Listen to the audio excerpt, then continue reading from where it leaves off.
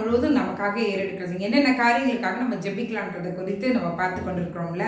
இன்றைக்கு ஒரு வசனத்தை நம்ம பார்ப்போம். மத்தேயு 22ஆம் அதிகாரத்துல 37ஆம் வசனம் 39ஆம் வசனம் அது வரைக்கும் நம்ம படிக்கலாம்.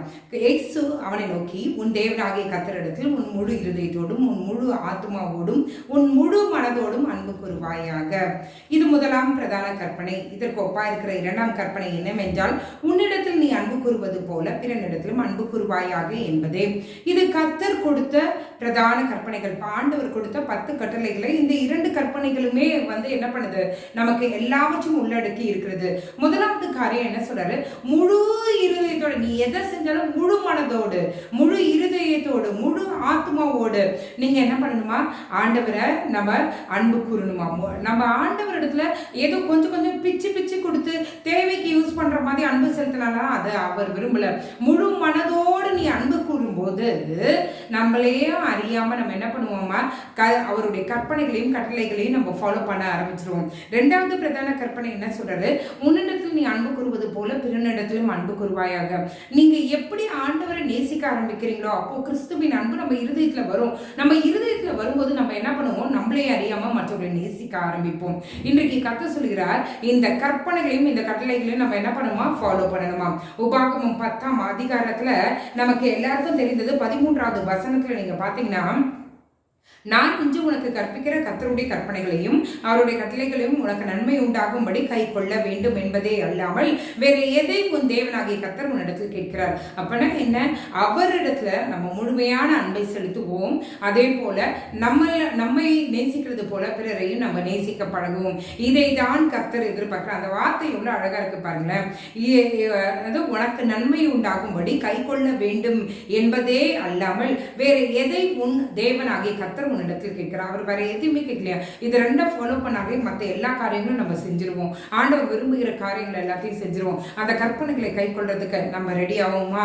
அநேக காரியங்களை நம்ம குடும்பத்தை மட்டும் நேசிப்போம், மற்றவங்களை நேசிக்க மாட்டோம். நம்ம பிள்ளைங்களை மட்டும் நேசிப்போம், மற்றவங்களை நேசிக்க மாட்டோம்.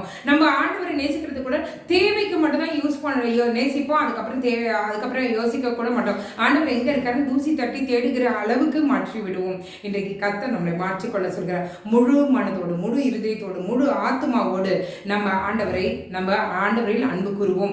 நம்மிடத்துல அன்பு கூறுகிறது போல பிறனிடத்துல நம்ம அன்பு கூறுவோம்.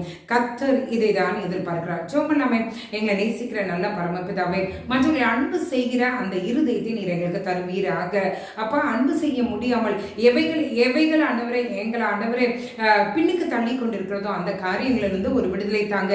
இந்த அன்பு இல்லாமல் போகிறதுனாலதான் ஆண்டவரே ஒருவனை ஒருவன் வெட்டி கொண்டு ஒருவனை ஒருவன் மாய்த்து கொண்டு ஒருவனை ஒருவனுடைய வாழ்க்கையை ஆண்டவரை ஒன்றும் இல்லாமல் போக பண்ணுகிற எல்லா காய்மகரமான காரியங்களும் நடந்து கொண்டிருக்கிறதே. உண்மையாய் உம்முடைய அன்பு எங்களுடைய இருதயத்தில் இருக்குமானால் இத்தனை காரியங்கள் எங்களுடைய தேசத்திலோ எங்களை சுற்றிலும் நடக்காதே. அப்பா, ஒருவரை ஒருவர் உண்மையாய் நேசிக்கத்தக்க அந்த இருதயத்தை நீர் எங்களுக்கு தருவீராக. யார் யாரை மன்னிக்க முடியாமல் நாங்கள் கஷ்டப்படுகிறோமோ இந்த நேரத்தில் என் கர்த்தருடைய கருணை கரம் நீட்டப்படுவதாக. மன்னிக்கத்தக்க இருதயத்தை கட்டளையிடுவீராக.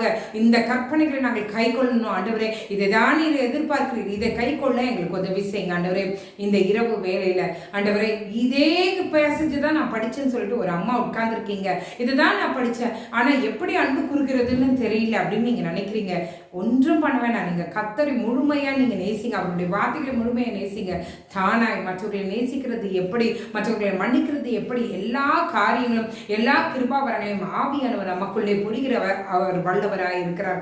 அவரை நேசிப்போம், முழு மனதோடு நேசிப்போம், முழு ஆத்மாவோடு முழு இருதயத்தோடு அவரை நேசிப்போம், அவரை தேடுவோம், அவர்களை அன்பு கூறுவோம், பிறரையும் நேசிப்போம். கர்த்தர் பெரிய காரியங்களை நம்மளுடைய வாழ்க்கையில செய்வார். அப்பா, நீர் எங்களோட இருக்கிறபடியால் உமக்கு நன்றி. நீர் செய்ய போகிறபடியால் உமக்கு நன்றி.